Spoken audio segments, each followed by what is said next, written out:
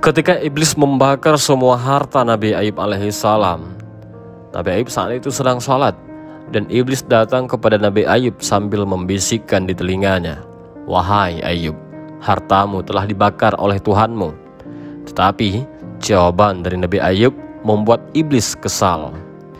Iblis kemudian mulai mentargetkan anak-anak dari Nabi Ayub.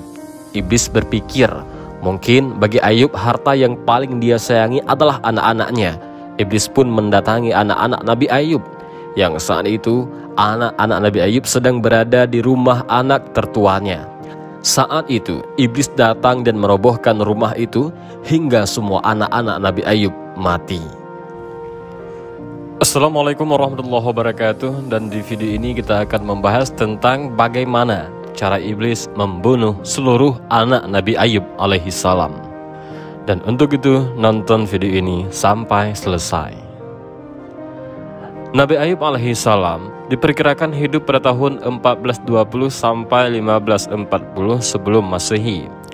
Beliau adalah keturunan dari Nabi Ishak bin Ibrahim alaihissalam.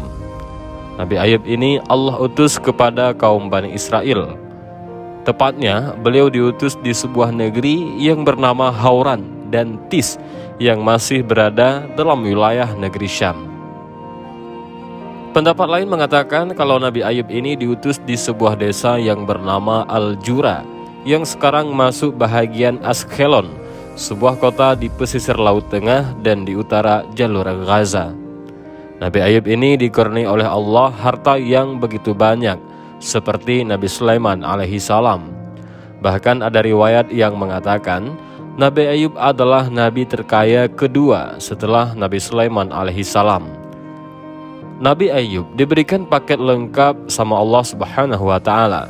Beliau memiliki ternak yang sangat banyak, sawah yang amat luas, dan beliau juga dikaruniai anak yang banyak, sehingga lengkaplah sudah kehidupan duniawinya. Saking kayanya Nabi Ayub ini, ketika itu di negeri Syam tak ada seorang pun yang menyamai kekayaannya. Walaupun memiliki kekayaan yang luar biasa, Nabi Ayub tidak pernah sombong dan congkak. Bahkan Nabi Ayub ini pun dikenal di masyarakat sebagai orang yang paling penyabar di negeri itu. Tak pernah sekalipun marah dan tak pernah mengeluh atas sesuatu apapun. Nabi Ayub juga adalah seorang yang sangat dermawan. Beliau membangun beberapa tempat peribadatan kaumnya dan menyampaikan beberapa syariat di sana. Di rumahnya, Nabi Ayub memiliki beberapa meja makan yang sengaja dibuat untuk makan fakir miskin, keluarganya, dan tamu-tamu yang datang ke rumahnya. Nabi Ayub memang orang yang sangat suka bersedekah, dan dengan sifat dermawannya itu, kekayaan dan hartanya justru semakin bertambah banyak. Meski Nabi Ayub tahu bahwasanya semakin hari hartanya semakin bertambah banyak, beliau sama sekali tidak sombong dan selalu bersyukur terhadap nikmat yang diperolehnya itu. Maka pada suatu hari, iblis pun iri melihat sikap dari Nabi Ayub alaihissalam ini. Dikisahkan, pada suatu hari iblis naik ke langit dan berkata kepada Allah Subhanahu wa Ta'ala, "Ya Tuhanku, sungguh Ayub rajin menyembahmu, karena engkau telah memberi kekayaan dan kesehatan padanya. Kalau sekiranya tidak, tentu Ayub tidak akan menyembahmu." Kemudian Allah Subhanahu wa Ta'ala berfirman, "Sesungguhnya aku lebih mengetahui bahwa Ayub akan tetap menyembah dan bersyukur kepadaku, meskipun dia tidak mempunyai semua itu." Dan akhirnya iblis pun diberi kekuasaan oleh Allah Subhanahu wa Ta'ala untuk menguji kesabaran Nabi Ayub alaihissalam. Dan disinilah Allah Subhanahu wa Ta'ala ingin membuktikan kepada iblis bahwa hambanya yang bernama Ayub ini adalah utusannya yang sangat sabar, dan hendaknya iblis malu pada perbuatannya yang ingkar. Lalu pada suatu hari iblis mengumpulkan bala tentaranya untuk membakar rumah Nabi Ayub alaihissalam beserta seluruh hartanya. Setelah semuanya ludes terbakar, ketika itu Nabi Ayub sedang sholat di masjid.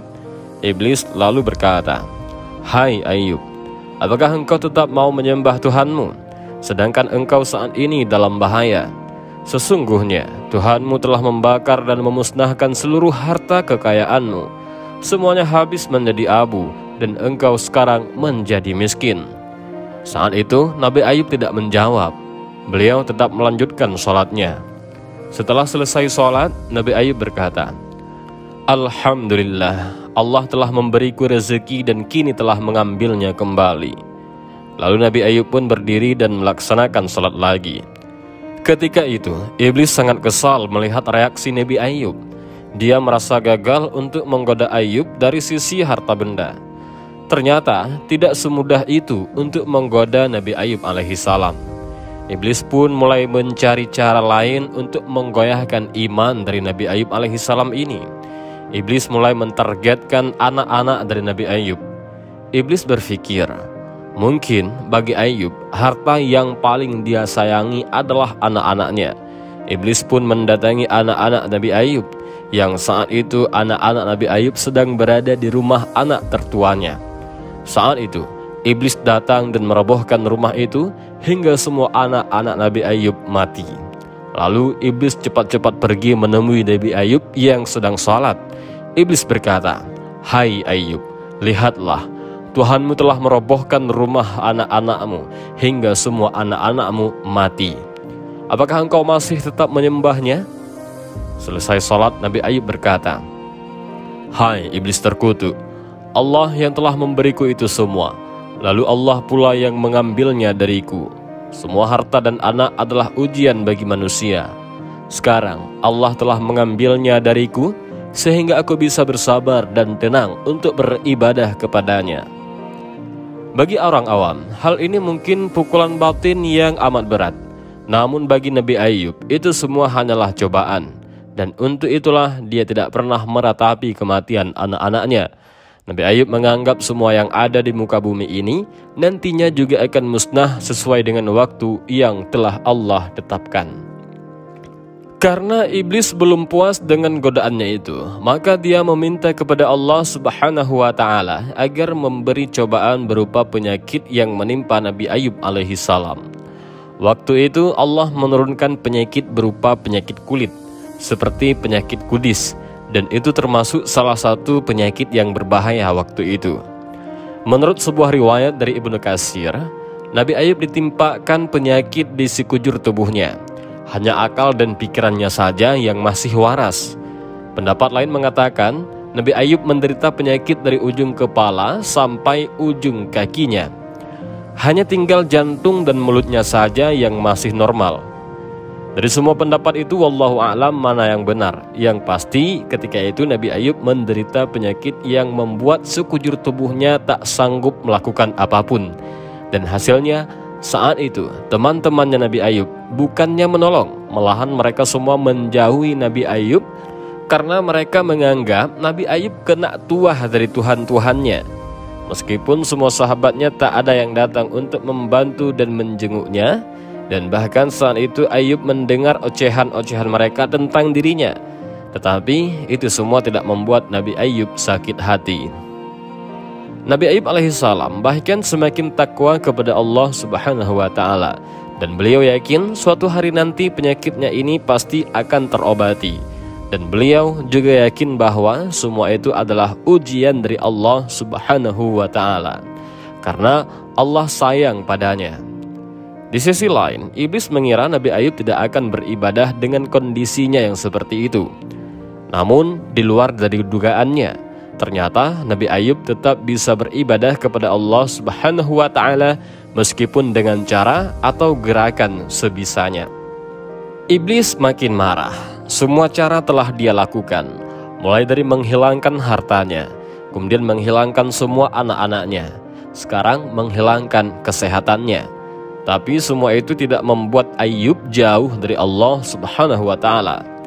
Tapi ada satu cara lagi dari iblis, yang mungkin saja cara ini akan berhasil menjauhkan Ayub dari Allah. Iblis hendak menggoda istrinya Nabi Ayub alaihissalam. Saat itu iblis membisikkan kata-kata supaya segera meninggalkan Nabi Ayub yang lagi sakit itu, sebab suaminya itu sudah tidak bisa mencari nafkah untuk dirinya. Awalnya istrinya mampu bertahan, namun karena bisikan iblis ini semakin hari semakin kuat, akhirnya pada suatu hari istrinya pun meninggalkannya. Ketika sudah dapat membayangkan bagaimana penderitaan Nabi Ayub ketika itu sebab dirinya sudah sakit parah, kini ditinggal pula oleh istrinya. Tapi menurut beberapa riwayat yang lain mengisahkan, istrinya itu tidak meninggalkan Nabi Ayub alaihissalam. Istrinya hanya tidak mau mengurusi suaminya yang lagi sakit itu. Maka ketika mengetahui istrinya membangkang kepadanya, Nabi Ayub pun mengucap nazar, "Jika aku sembuh nanti, niscaya akan kupukul engkau 100 kali." Dan ketika istrinya itu tidak mau lagi melayaninya, maka dia memohon kepada Allah agar disembuhkan.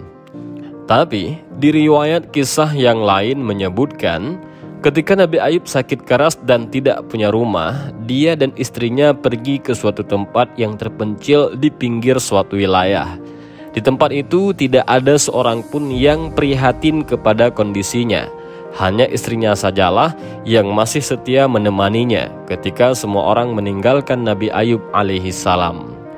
Istri Nabi Ayub adalah seorang wanita yang sangat tabah.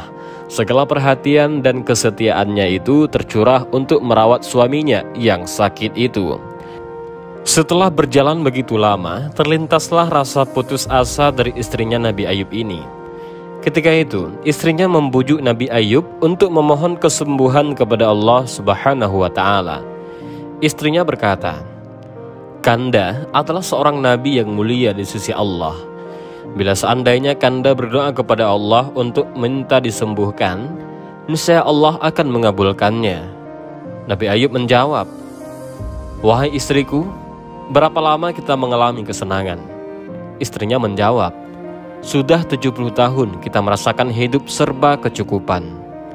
Nabi Ayub berkata, "Sesungguhnya aku malu untuk memohon kepada Allah Subhanahu wa Ta'ala, sebab waktu sakitku ini belumlah memadai dengan waktu senangku yang 70 tahun itu." Bahkan saat itu Nabi Ayub marah atas keputusan istrinya untuk meminta kesembuhan kepada Allah Subhanahu wa Ta'ala. Maka Nabi Ayub berkata, "Jika saja suatu hari nanti Allah telah menyembuhkanku, akan kupukul engkau 100 kali." Tapi istrinya terus mendesak supaya Nabi Ayub berdoa memohon kesembuhan. Akhirnya pada suatu hari Nabi Ayub berdoa kepada Allah Subhanahu wa Ta'ala. Dan ini ternukil dalam surat Al-Quran, surat Al-Anbiya ayat ke-83. "Dan ingatlah kisah Ayub ketika ia menyeru Tuhannya, 'Ya Tuhanku, sesungguhnya aku telah ditimpa penyakit, dan Engkau adalah Tuhan yang Maha Penyayang di antara semua penyayang.'" Al-Quran Surah Al-Anbiya ayat 83. Lalu doa ini dijawab oleh Allah Subhanahu wa Ta'ala di ayat selanjutnya, "Maka kami pun memperkenankan seruannya itu. Lalu kami lenyapkan penyakit yang ada padanya, dan kami kembalikan keluarganya kepadanya. Dan kami lipat gandakan bilangan mereka sebagai suatu rahmat dari sisi kami, dan untuk menjadi peringatan bagi semua yang penyembah Allah." Al-Quran Surah Al-Anbiya ayat 84. Yang menjadi pertanyaannya adalah bagaimana cara Allah menyembuhkan penyakit Nabi Ayub separah itu. Di dalam surat Shad ayat 42-43 dijelaskan mengenai kesembuhan Nabi Ayub. Allah Subhanahu wa Ta'ala berfirman, "Hantamkanlah kakimu. Inilah air yang sejuk untuk mandi dan untuk minum. Dan kami anugerahi dia dengan mengumpulkan kembali keluarganya. Dan kami tambahkan kepada mereka sebanyak mereka pula, sebagai rahmat dari kami dan pelajaran bagi orang-orang yang mempunyai pikiran." Setelah mendengar firman itu, Nabi Ayub pun melakukan sebagaimana yang telah difirmankan Allah kepadanya. Ketika itu Ayub berusaha merangkak, kemudian menginjakkan kakinya ke tanah, dan memancarlah air dari bekas pijakan kakinya. Kemudian Nabi Ayub mandi dan minum dari air tersebut, sehingga sembuhlah beliau dari penyakitnya itu. Setelah Nabi Ayub benar-benar sembuh dari penyakitnya, hal pertama yang akan dia lakukan adalah melaksanakan nazarnya tempo hari. Tapi dikisahkan bahwasanya saat itu Nabi Ayub tak tega untuk memukul istrinya 100 kali, karena sadar atas kekhilafan istrinya itu yang merasa putus asa dan tidak mampu mengendalikan diri. Namun Allah Subhanahu wa Ta'ala berfirman, dan ambillah dengan tanganmu seikat rumput, maka pukullah dengan itu, dan jangan engkau melanggar sumpah. Sesungguhnya kami dapati dia seorang yang sabar, dia sebaik-baik hamba, sesungguhnya dia amat taat kepada Tuhannya. Al-Quran Surah Shad ayat 44. Kemudian Nabi Ayub mengambil 100 batang rumput yang diikatkan menjadi satu, lalu dipukulkan ke istrinya hanya sekali saja. Kemudian istrinya menjelaskan sebab-sebab dia tidak mau melayani dan menunggui suaminya ketika sakit. Semua itu adalah ulah dari syaitan yang selalu menggodanya. Alkitab menyebutkan bahwa setelah pulih dari sakitnya, Nabi Ayub hidup 140 tahun lagi, sampai beliau dapat melihat keturunannya yang keempat. Tapi sebahagian ulama muslim menyebutkan bahwa Nabi Ayub ini wafat pada usianya yang ke-93. Meskipun ada yang mengatakan bahwa usianya lebih dari itu. Bahkan ada pula ulama yang menyebutkan bahwa Nabi Ayub hidup 70 tahun setelah sembuh dari sakitnya itu. Salah satu tujuan Allah mengutus para nabi dan rasul adalah untuk menjadi teladan bagi umat manusia. Demikian pula dengan Nabi Ayub alaihissalam. Kisah beliau syarat hikmah yang dapat menjadi pelajaran yang berharga bagi kita. Dan pelajaran yang bisa kita ambil dari kisah Nabi Ayub alaihissalam itu adalah sebagai berikut. Yang pertama, selalu bersyukur dan bersabar. Seperti yang telah diceritakan tadi, bahwa ketika Allah memberikan limpahan nikmat dan harta kepada beliau, Nabi Ayub rajin mensyukurinya. Beliau rajin beribadah sehingga menjadi insan yang takwa. Beliau juga rajin menyedekahkan harta kepada mereka yang membutuhkannya. Dan sebaliknya, ketika Allah memberikan ujian kepada beliau, Nabi Ayub alaihissalam pun memiliki kesabaran tingkat tinggi. Meski menderita karena penyakit dan kemiskinannya, Nabi Ayub tak pernah mencela Allah. Pelajaran yang kedua adalah harta dan anak hanyalah titipan. Dari kisah Nabi Ayub alaihissalam kita belajar bahwa semua harta dan anak-anak yang dikaruniakan Allah hanyalah titipan di dunia. Pemilik sejati dari semua yang kita miliki saat ini hanyalah Allah Subhanahu wa Ta'ala.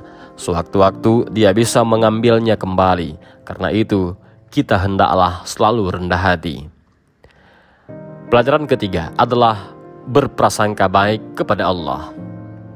Meski menderita penyakit dalam waktu yang tidak singkat, Nabi Ayub senantiasa berprasangka baik kepada Allah. Tingginya keimanan yang beliau miliki membuat Nabi Ayub yakin bahwa semua yang Allah berikan adalah yang terbaik. Pelajaran selanjutnya adalah selalu melaksanakan nazar atau sumpah kepada Allah.